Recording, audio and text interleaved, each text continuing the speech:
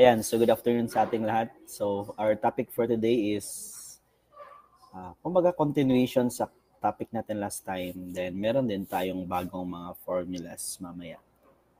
Okay? So recap lang natin. Yung topic natin last time was web building, and then yung meron tayong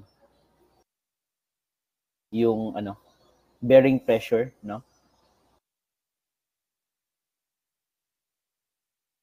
Nilagay ko na lang muna.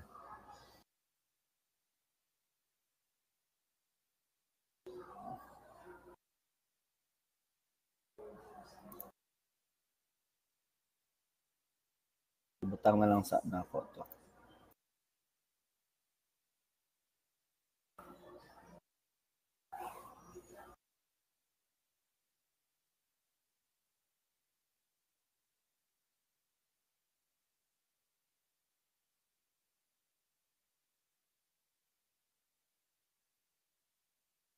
Ayan. So again, yung topic natin last time was web building sa ating mga beams. Diba? Pagka failure on our web. Then, meron din tayong topic last time na bearing pressure on pedestal. So, or, pwede din, bearing pressure lang talaga. So, kumbaga, meron tayong beam, then nakapatong siya sa ating tawag dito. Nakapatong siya sa ating base plate. Ayan. Okay? So, proceed tayo. So, kumbaga application siya sa dalawa, i-apply natin sa ating example. So, yung example natin is web building and bearing pressure. So, kumbaga, example natin last time is pedestal, no? Nakatayo yung ating column. Ngayon is same concept pero nakahiga siya. So, meron tayong column pero yung extension niya is beam, hindi siya column, no? Nakahiga. Parang ganito, ayan. 'Di ba? Example natin last time is nakatayo siya. Okay. So, proceed tayo. W600 by 110 beam is supported by a wall which is 300 mm thick using steel bearing plates which is 40 mm by 400 mm by 200 mm by 20 mm. So, himala, gitagaan tag thickness, 'di ba? Yung example natin last time walang thickness, tayo yung nag-solve. Anyway, so all steel are A36 yung kanyang grade, which is yung ating Fy is 250 megapascal MPa. Then concrete strength of our concrete redundant. Concrete strength is Fc prime, 'di ba? That is 24 MPa. Then allowable bearing strength of concrete is 0.35 Fc prime. Yan. So, yan yung ating bearing strength of concrete. So, next is allowable compressive strength of web at the toe of fillet is 0.66 Fy. No, same. Binigay. Then, allowable bending stress of steel base plate is 0.75 Fy. Alam naman ninyo to ng mga part, no? Alam na ninyo yung difference ng web tsaka ng ating flange. So, we are talking about the web. Ang iyahan ng compressive stress na allowable is 0.66 Fy. Which is eto, no? 0.66 Fy. Yan yung gagamitin natin. And then, yung isa is 0.75 Fy, yung sa ating bending stress, yung FB natin kahapon, di ba? Dinerive pa natin yung formula. So, I hope na ma-remember ninyo yung derived formula natin. So, properties ng ating channel, kanin si channel, si I-beam, is BF 225, depth is 600, K is 40, then TW is 12, thickness ng web, thickness ng flange is 18. So, proceed tayo sa hinahanap. Number 1, determine the maximum beam reaction based on bearing on concrete wall. So, sa number 1, we are focused on our concrete wall. So, hindi yung base plate yung i-analyze natin, hindi yung ating beam itself, but rather than yung capacity ng ating concrete wall. So, sa concrete ang magbase na strength. Next, number 2, determine the maximum beam reaction based on bending of base plate at the distance k from the axis of the web.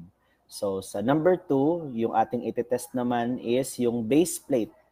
So, sa number 1, ito yung itetest natin. Kailan daw siya mag-give up? Ano daw yung P na capacity niya before siya masira yung concrete? Sa number 2 is yung base plate.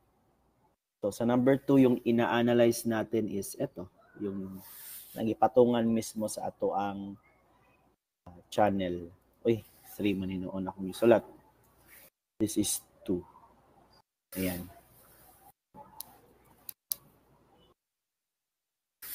Then, sa number 3 is determine the maximum beam reaction based on the web yielding stress over a distance of N plus 2.5 K. So, yung number 3 is web yielding stress. So, ibig sabihin sa number 3, ang ina-analyze natin is yung ating channel mismo. Concrete, base plate, channel. Sige, proceed tayo. So, therefore, yung mga formulas natin kahapon, ari siya og kani, magamit gyapon nato. Okay, proceed tayo. So, for number 1 natin, class. Again, yung hinahanap natin is capacity of our concrete wall. So, kapag concrete wall, ibig sabihin that is directly force P, then transfer natin sa beam, then transfer natin sa base plate. So, therefore, yung area na concerned natin sa concrete is yung tinatapakan lang ni base plate. So, this is just simply stress is equivalent to force over area, no? Based on bearing.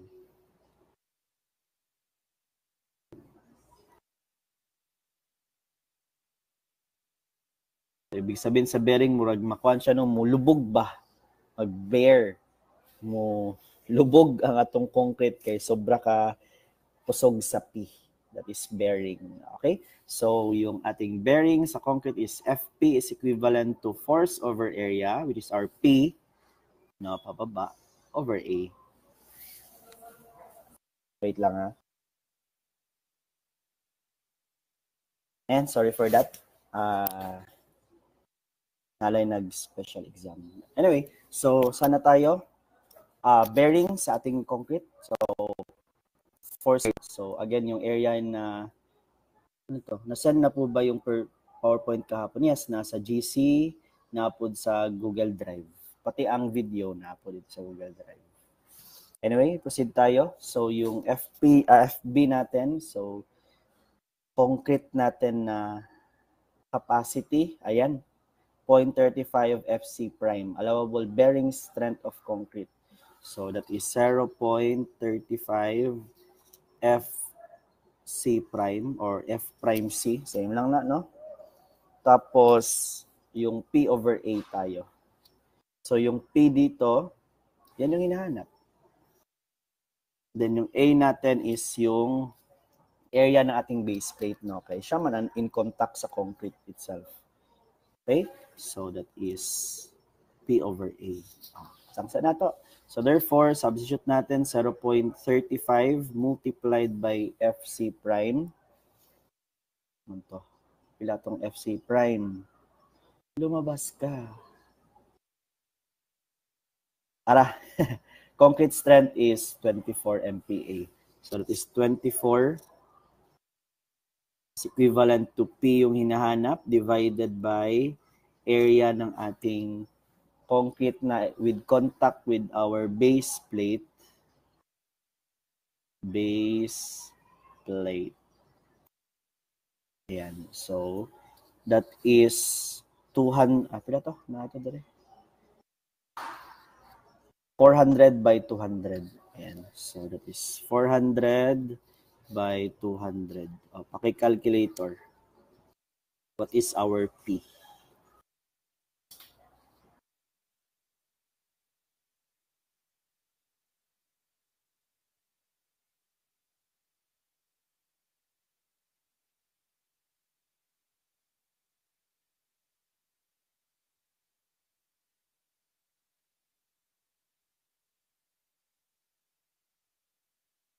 Ayan, that is 672,000. 67 as 2000 Newton. So convert lang natin into kilonewton. 672 kilonewton. Final answer. Yun lang. Number 2. Ayan. So number 2, yung base plate yung i-analyze natin. Determine the maximum reaction based on base plate at distance K. So binigyan tayo ng distance K, 40. So by our drawing sa gitna, no, nag-measure taog 40. So ito yung length down ng kukuha tayo ng moment. 'Di ba? Na-remember ba ninyo kahapon katong nag-drawing taog tawag ani? Mura siya og cantilever. So kumbaga dito tayo nag-base sa cantilever niya. Kaniya kanang color orange mo ni siya akong gidrawing. Tapos nagbutang din tag arrow ato. 'Di ba? Nga dito ito yung load natin. Tapos ito yung thickness ng ating base plate. 'Di ba? Then ito yung ating length ng base plate na kukunan natin ng moment. Tapos gipakita nato ang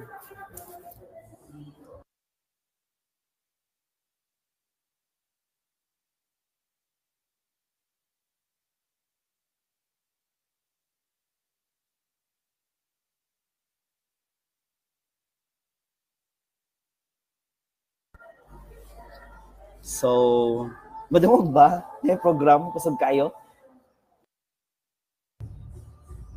Anyone?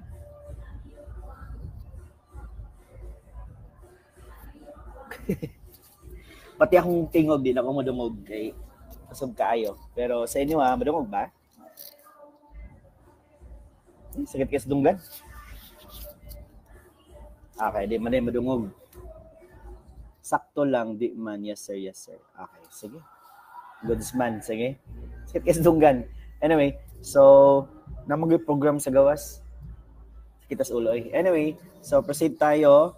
Yung katong i-derive ko na to kagahapon, 'di ba? Tong sabi ko sa inyo na i-derive na to, pero next pag mag-quiz ta, alangan magpabida-bida pa kag-derive ato. Medyo taas man to siya. So, you just need to memorize that formula. Okay, so for today, again, na-derive naman din natin yun kahapon. Sulat na lang natin diretso. So, that is the thickness of your base plate is equivalent to the square root of 3FFP times LB squared over FB. So, tingnan ninyo sa past topic natin kahapon, last time, no? Dinerive natin kung saan siya galing. Pero ngayon, wala na. Hindi natin maglangay-langay, no? Where FB is, saan yun? Yung FB natin. Dara. Bending stress. Allowable bending stress on base plate is 0.75 Fy. So, 0.75 Fy. So, di ba? Mo ni siya itong drawing na to. Tapos, derive na to, ni-arrive to dre. So, nalatay formula. All we need to do is to substitute yung mga given natin dito. Okay? So, substitute natin siya. We have, first is FP.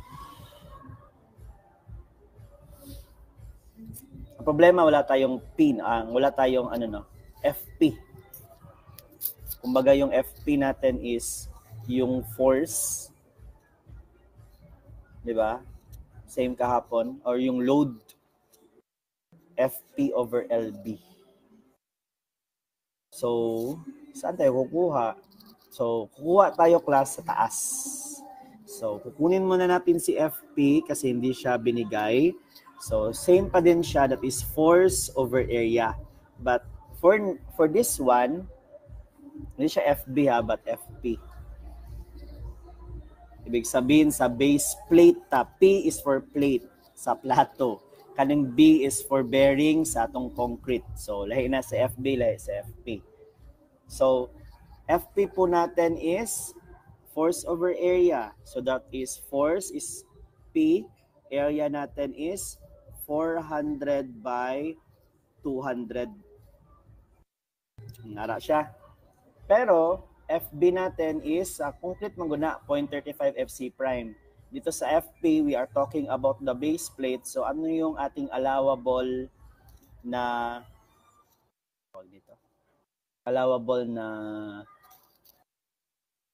stress sa ating base plate? Nakalagay ba? Binigay? Concrete man eh. Concrete. Wala yata. Hindi, wala.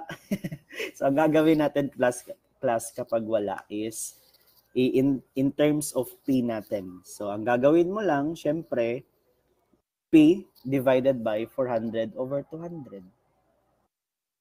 I-calculator. 1 divided by 400 over 200.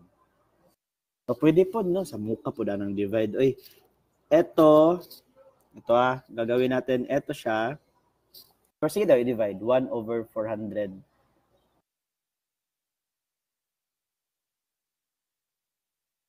1 over 400 times 200.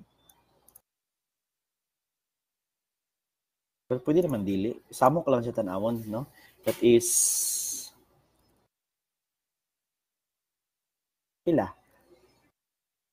Kumbaga, equate na to siya into P. 1 divided by 400 times 200.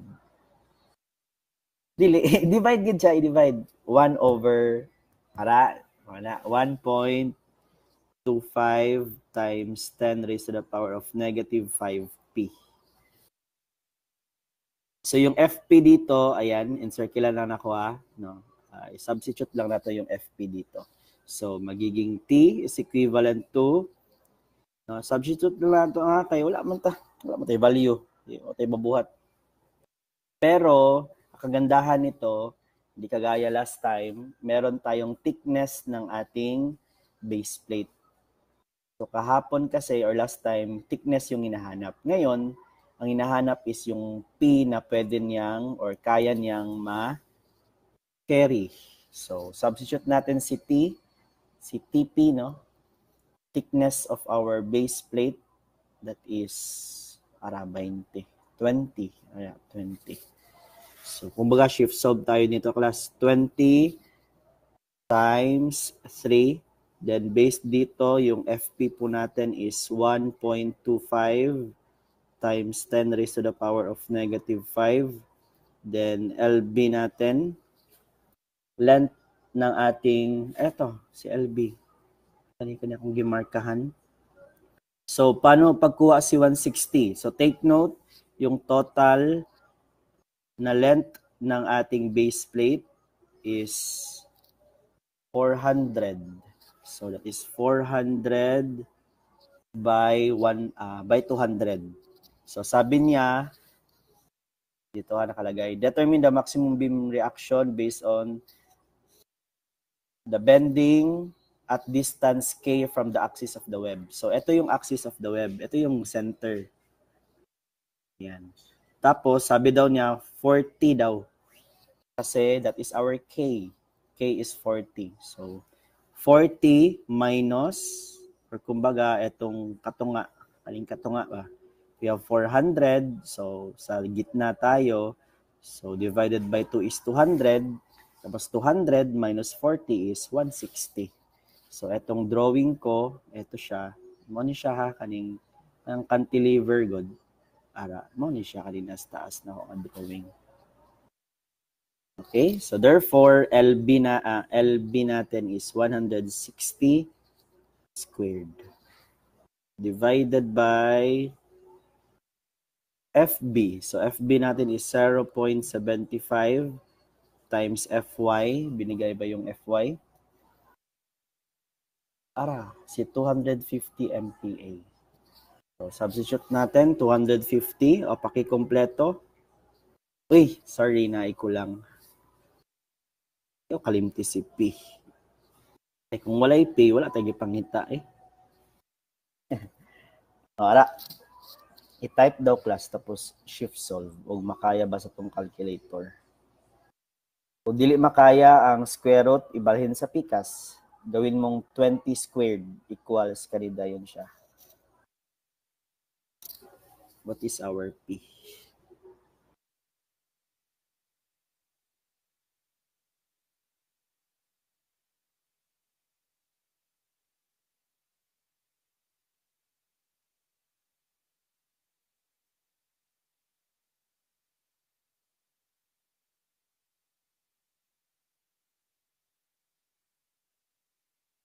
Save sana ako na trauma na ako sa ato ang itong nahitabo last time. Grabe atong lesson tapos wala na save.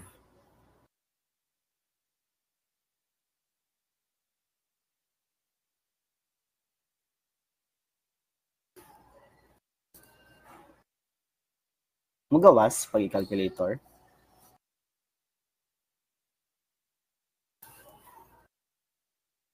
Na. Nito kayo na po ako ang mouse. Ay, ako ang pen.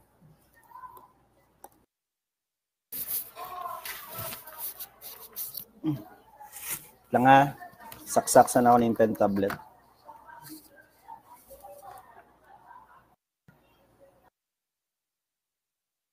Naningil naman yung akong laptop.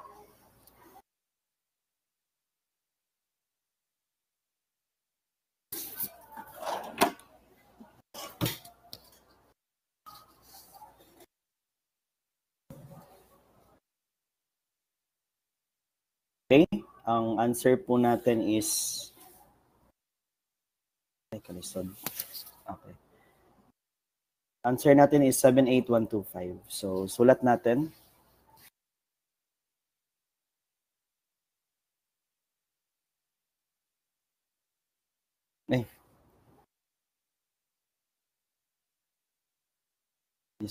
Discard lang ha. Share. Yan. P.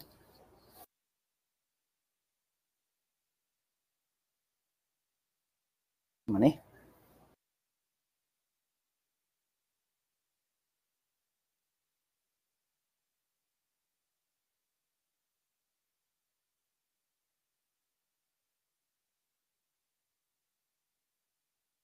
Uy.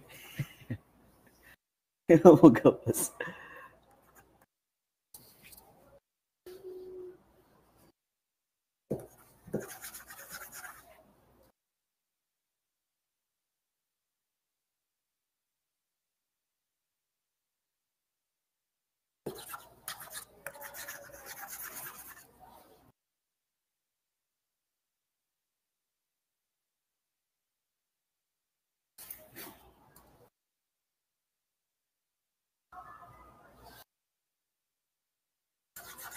Yan man eh. Wait lang ha.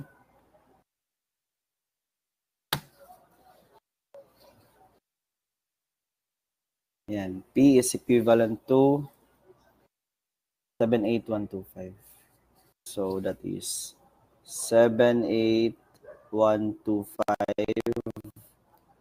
Newton. So gawin lang po nating kilonewton. 78.125 kilonewton. Yan. That is our capacity in terms of our base plate. Bearing pressure. Sige. Sugakod rataan ni. Number 3, determine the maximum beam reaction based na punta sa web mismo sa ato ang channel. So, meron tayong formula last time. As you can see, we are focused on our reaction, no?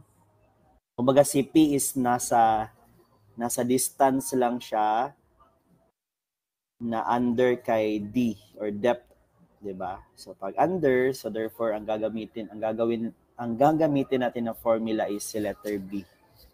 'Di ba? Last time we have letter A and letter B.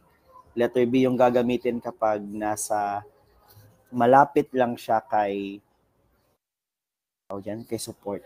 Okay, so ito yung gagamitin natin na formula. Sulat natin. For number 3, that is equivalent to based on yielding. Based on yielding.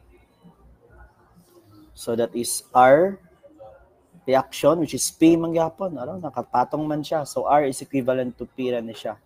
Puta na ko. R is equivalent to P kay nagtunong raman siya. Literal. So R divided by TW times N plus 2.5 of K is equivalent to, is less than dito. Less than or equal to our 0.66 Fy. Double check na to. Tama man. Okay. So substitute natin class. Take note, R is equivalent to P kasi tunong ra. Kung sa to tong reaction sa baba, mamanya tong R. Kaya tunong man si R tsaka si P, so R equals P. Hindi kagaya kahapon no, na nag-summation of moment pa tayo, hinanap pa natin sino si R, si 0.4 ba or 0.6. Diretso. So, substitute natin, we have our R is P, so P ta diretso. And divided by thickness ng ating web, TW. Based dito sa given, that is 12 mm. So, lagay natin 12. Ang N po natin, di ba, naka-side view siya, no? So, kanin 200 morning N na to. Tama ba? Di ba? Based sa itong drawing last time. Ang N is yung padulong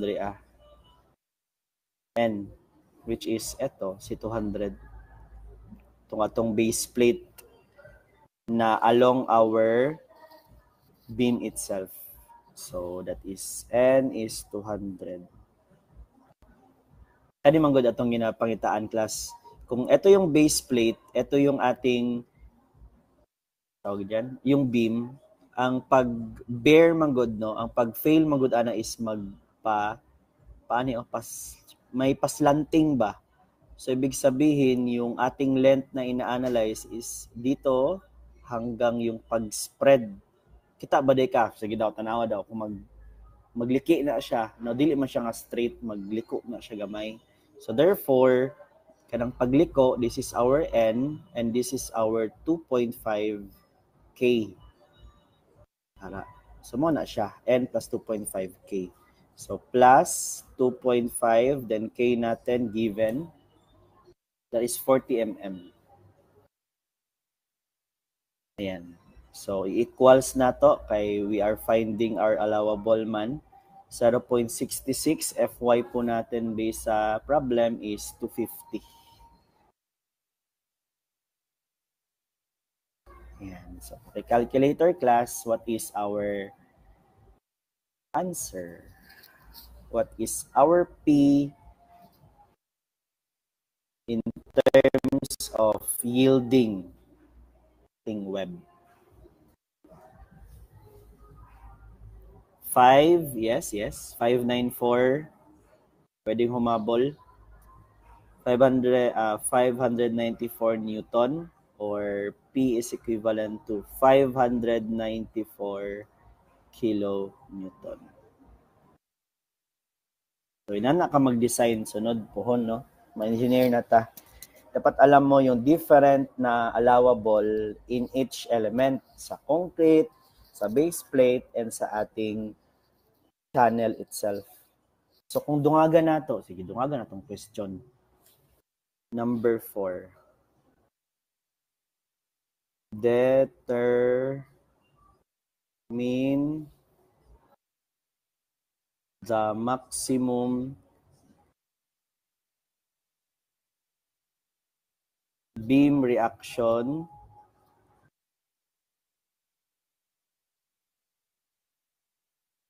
mo lang based on its failures. Na, so ibig sabihin natin tatlo ka failure sa concrete wall, failure sa atong base plate, failure sa ato ang channel. Based sa tatlo, ano yung i-consider natin na maximum beam reaction? Sige daw. Letter A, 672. Letter B, 78. Letter C, 594.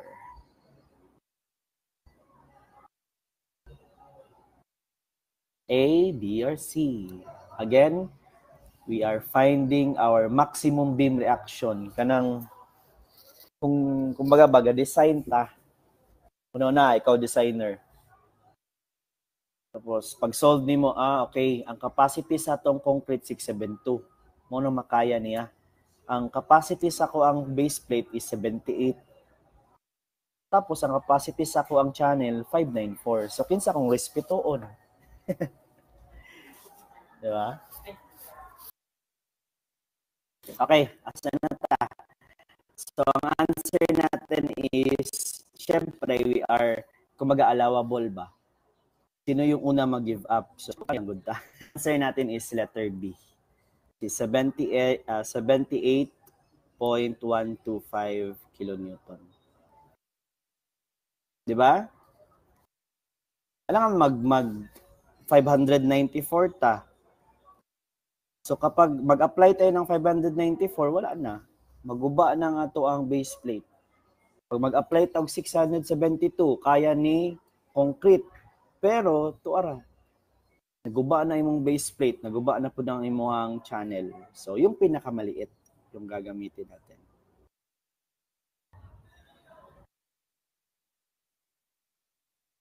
Okay ba? Type okay if you can hear me. Huwag nawala akong internet kalit. Okay, sige. So, save natin. Again, number 4, yung pinakamaliit sa ating base plate. So, therefore, weak ra kayo yung base plate. So, kung gusto niyo mas mudako pang iyang capacity or makaya na kuan, pwede niyo padakan ang thickness sa base plate para makasunod ta sa atong base plate. Base plate, no? Base plate.